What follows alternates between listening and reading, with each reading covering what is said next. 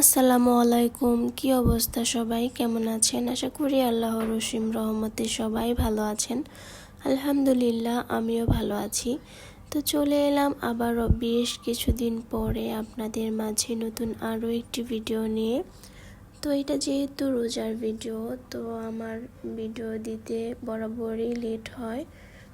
সকাল থেকে ভিডিওটা শুরু করছিলাম। তো আমাদের ওই দিন বাসায় ইফতারের আয়োজন করা হয়েছিল। তো এখানে বিফ বিরিয়ানি রান্না করা হবে, তো তার জন্য সব কিছুই রেডি করে নিয়েছি। এটা 21 রোজার ভিডিও। তো ওই দিন বাসায় ইফতারের আয়োজন করা হয়েছিল। আর আবিহার স্কুল এখন যেহেতু বন্ধ, তো আর কিছুদিন পরে একটু জ্যামও পড়ে যাবে রাস্তায়। তো ভাবছিলাম যে এবার বাড়িতে ঈদ করব, তো তার জন্য আমার ভাইও এসেছিল ওই দিন আমাকে নিতে। তো আমি এদিক দিয়ে রুমটাও একটু সুন্দর করে গুছিয়ে সেট করে নিয়েছিলাম। বিরিয়ানি রান্না করার যত মশলা ছিল অ্যান্ড মাংস, চাল, তো সব কিছুই আমি ধুয়ে সুন্দর করে ক্লিন করে দিয়ে এসেছি। এদিক দিয়ে আমার ভাগিনা এটা বসিয়ে দিয়েছে। আর বাড়ি যেহেতু যাব, তো এদিক দিয়ে আমি ব্যাগ ট্যাগ তো সব জিনিসপত্র সুন্দর করে গুছিয়ে নিয়েছি। বাড়িতে যাওয়ার আগেও সংসারের যত কাজ তো সব কিছু গুছিয়ে রেখে যেতে হয়েছিল, তো এই জন্য একটু টাইম পাইনি। তো ইফতারের টাইম হয়ে গিয়েছিল, আমরা সবাই মিলে ইফতার করে নেব। এখানে সব কিছুই রেডি করে নিয়েছি। রোজার মধ্যে ইফতারের টাইমে একদমই টাইম পাওয়া যায় না, এই জন্য আমি সব কিছুই আগের থেকে গুছিয়ে নিয়েছিলাম। তো ওই দিন আকাশের অবস্থাও খুব একটা ভালো ছিল না, মনে হচ্ছিল যে বৃষ্টি নামবে। তো এখানে আমি সব কিছু গুছিয়ে টেবিলে রেখে দিয়েছি। বিরিয়ানিটাও হয়ে গিয়েছে। তো এখন সবাই মিলে ইফতার করে নেব। বাড়িতেও সবাই একটু বেশি খুশি ছিল, কারণ আবিহার এটা ফার্স্ট ঈদ। তো এই ঈদে সবাই একটু বেশি মজা করবে। তো সবাই বলছিল যে তাড়াতাড়ি চলে আসো। প্রায় সব মেয়েরই বাড়িতে যাওয়ার আনন্দটা বলে বোঝানোর মতো না। আর এদিক দিয়ে আমার শ্বশুর শাশুড়িও একটু মন খারাপ ছিল, যেহেতু চলে যাব, তো তার জন্য। আর এটা পরের দিনের ভিডিও।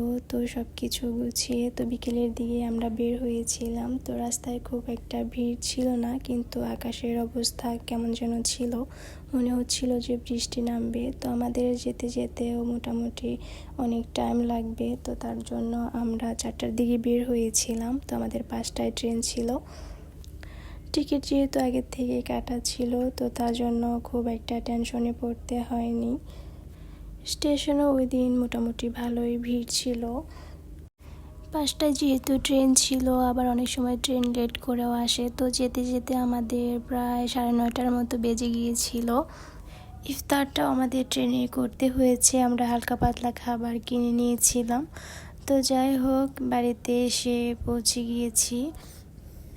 তো বাড়িতে এসে ফ্রেশ হয়ে নিয়েছি। ফ্রেশ হয়ে দেখি আমার মা এখানে আমার পছন্দের লেয়ার মুরগি, ছোট মাছ আর আবিহার জন্য পোলাও রান্না করেছিল, আর ছিল শাক ভাজি করে রেখেছিল।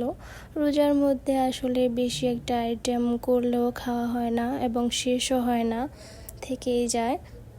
যাই হোক, খাওয়া দাওয়া শেষ করে এখানে আমার মা প্রতিবারই একটা করে ব্যাংক ভরে।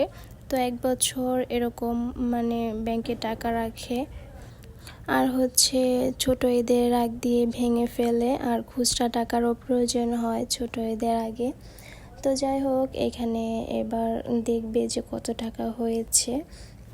আমার ভাই ব্যাংকটা ভেঙে টাকা বের করে এবার গুনে নিচ্ছে। তো যাই হোক, শখ করে খরচের টাকা থেকে অল্প অল্প করে রেখেছে। তো যাই হোক, আলহামদুলিল্লাহ 8,000 টাকার কিছু উপরে ছিল। আর কোনো ভিডিও নেওয়া হয় নাই, যেহেতু আমরা একটু টায়ার্ড ছিলাম। তো ভিডিওটা এ পর্যন্তই। সবার কাছে কেমন লেগেছে অবশ্যই কমেন্ট করে জানাবেন। আজকের ভিডিওটা এ পর্যন্তই। সবাই ভালো থাকবেন, সুস্থ থাকবেন। পরবর্তী ভিডিওটি দেখার আমন্ত্রণ জানিয়ে শেষ করছি। আল্লাহ হাফেজ। আসসালামু আলাইকুম।